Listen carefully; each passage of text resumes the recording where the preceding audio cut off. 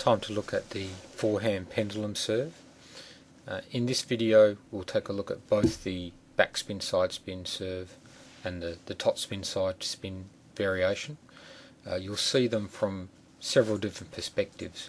I start with a front-on view from behind the table, then go to one that's just over the net, and also give one where the camera is actually at about net height to give you an idea of roughly how high above the net I'm hitting the ball.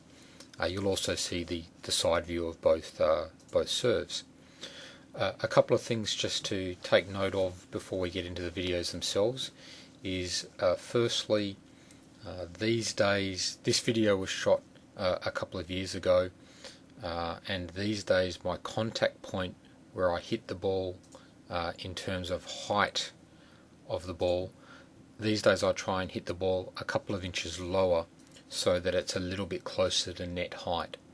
That makes it a bit easier to keep the bounce low and the serve short when serving a double bounce serve. So I usually prefer now just to hit a couple of inches above the net height if I can.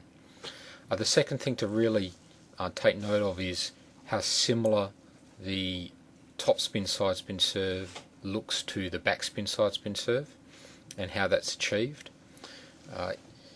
When serving topspin side spin, I'm not really trying to impart the topspin on the ball through my racket motion as such. I'm not trying to use my racket speed and the way I swing it to put topspin on the ball directly.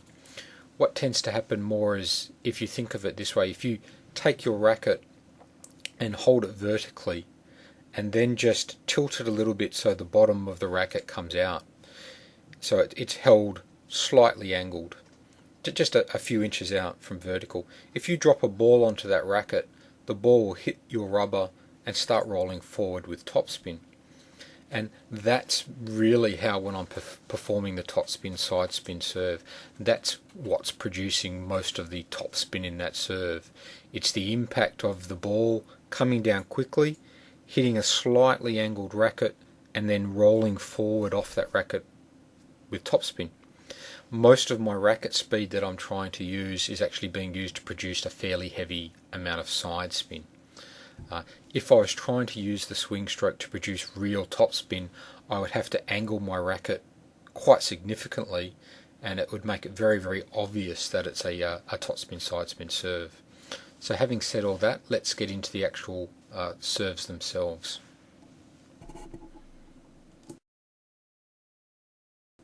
Okay, we're going to start with the backspin side spin serve. Serving a double bounce serve where you can see that second bounce is fairly close to the end line of the table is what I'm aiming for, and sliding the bat underneath to produce it. And we'll just now look at it in slow motion again. The bat angled, pointing tip down, sliding underneath and producing a ball that lands just inside the end line. Not too bad, a double bounce serve there. And again the racket angled so that it strikes the ball when it's angled at around about, say, a 45 to 35 degree angle to the ground, tipped down, using the wrist to really cock and snap and add to the amount of spin on the ball, and really trying to skim the ball at the contact. And now moving to the topspin version. Fairly similar looking. Again, as I mentioned, just using not quite, a little bit more of a vertical bat. It's not quite as underneath the ball, and letting that angle produce a little bit of topspin. Really focusing on heavy side spin, still snapping the wrist, and getting that double bounce serve, that second bounce, near the end line as much as possible.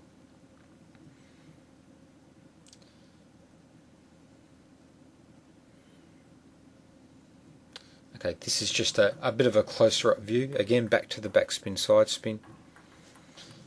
It's easier to see here the pendulum motion, the use of the wrist, and sliding underneath the ball. So, good toss up. I'm using a grip where my 3 other fingers are used to help snap. They're loose and help snap the wrist.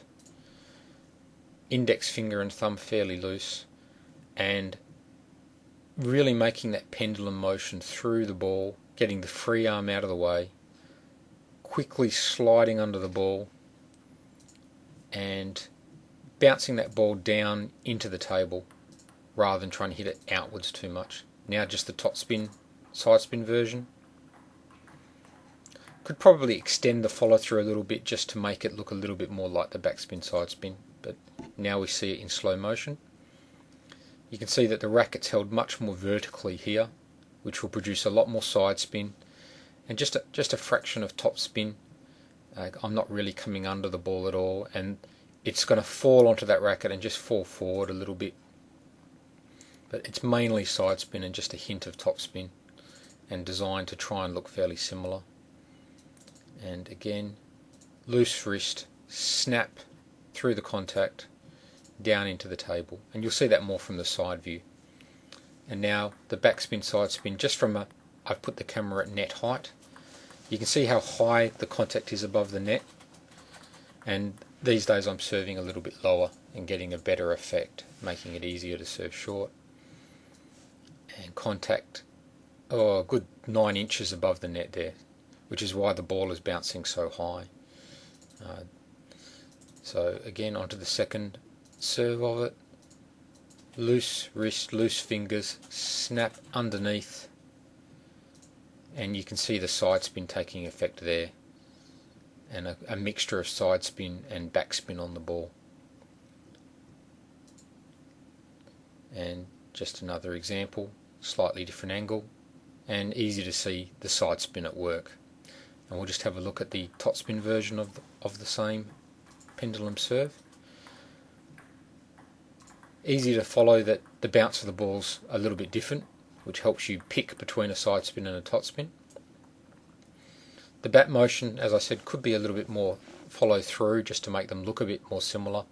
A very good player will tell from the bounce of the ball that it's actually really a topspin. And nice double bounce there, just in from the end line, difficult to attack from the opponent with a big swing.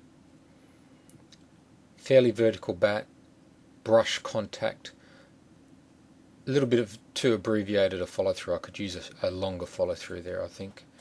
And you can see here how loose the bat is held in the fingers and thumb, pointing down, snapping through, and really making contact with the side of the ball rather than side and under. And now we've got the good side view perspective.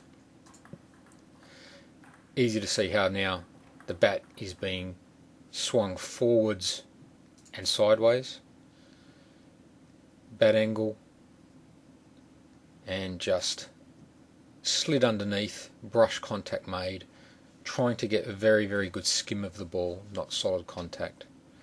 And possible to see now the use of the wrist to really cock the bat and snap it through to get maximum bat speed at contact, producing good mix of backspin and side spin. Now just going to the topspin version, and once again we can see fairly similar looking contact there. Wrist loose, fingers and thumb loose. I like a high toss above my head just because that's comfortable for me, but you can use a lower or higher, just as use the same toss for both varieties, I would recommend. Wrist loosed, snapped through, and from here it's easy to see how the bat's much more vertical at contact, producing mainly side spin and just a little bit of top spin as the ball really bounces off the racket.